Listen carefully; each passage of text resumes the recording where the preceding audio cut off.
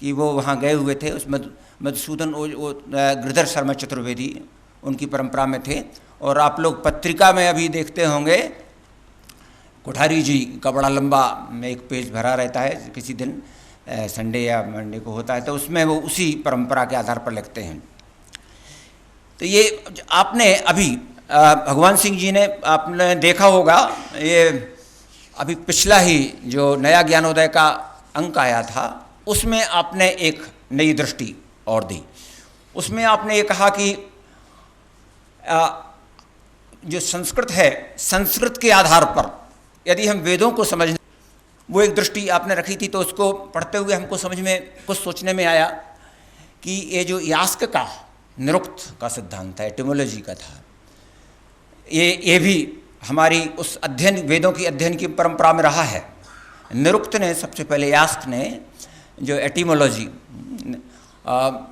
जो शब्द के आधार पर वेदों के अध्ययन की बात कही थी, तो जैसे उसके ही विस्तार की बात हो रही हो, लेकिन आपका जो कुछ आपने बहुत प्रमाण हो रहा है। वैसे रामविलास शर्मा जी का भी 10 अक्टूबर को है, और ये वर्ष 2006 में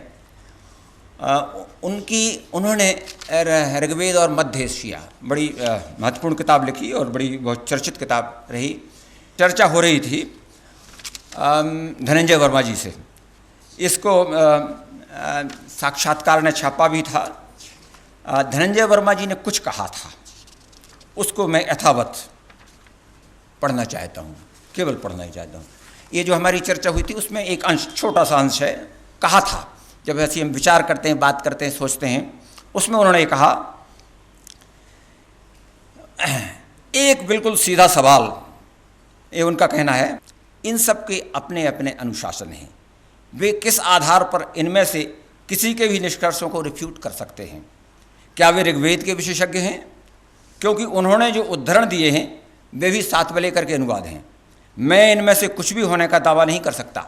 हाँ, वेद मैंने पढ़े हैं, मगर अनुवाद से और प्राचीन भारतीय इतिहास और संस्कृति का भी मैं एक विनम्र विद्यार्थी रहा हूँ, एक जिज्ञासु लेकिन जागरूक पाठक। उसी हैसियत से मैंने ये सवाल किए हैं। स्वर्ण कालों में जिनकी गणना की जाती है वो मौर्य काल है और गुप्त काल है। जब हम मौर्य काल और गुप्त काल की बातचीत करते हैं अपने इतिहास के संदर्भ में, तो उसके समानांतर एक और संस्कृति जो दक्षिण में चेदी, चोल और पांड्य राज्यों की है, उन संस्कृति के ऊपर हमारा ध्यान क्यों नहीं जाता है? उस समानांतर संस्कृति के ऊपर हम विचार उतनी ही गंभीरता से क्यों नहीं करते जितनी हम उत्तर की संस्कृतियों के बारे में विचार करते हैं? ये आगे के लिए प्रश्न मैं आप सबके सामने छोड़ता हूँ, और मैं आज धन्यवाद के लिए श्री विजय अग्रवाल जी को आमंत्रित करता हूँ।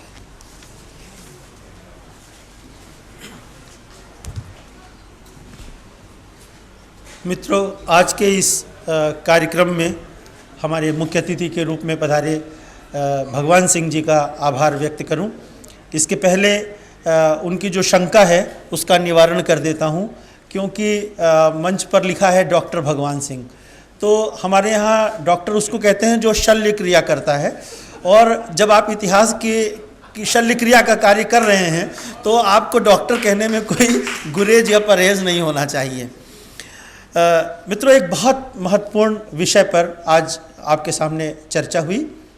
यह ऐसा विषय है जो बहुत सारे विवादों को भी जन्म देता है।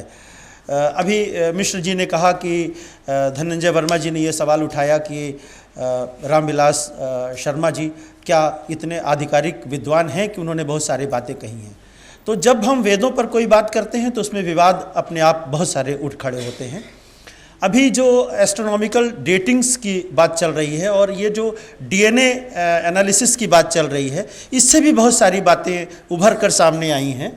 और डीएनए जो टेस्ट से मालूम चला है कि पूरी की पूरी जो माइग्रेशन हुआ है वो कहीं अफ्रीका से किसी ज़माने में हुआ था, और शायद अफ्रीका से ही सारा माइग्रेशन होकर इधर की तरफ आया है हजारों साल पहले।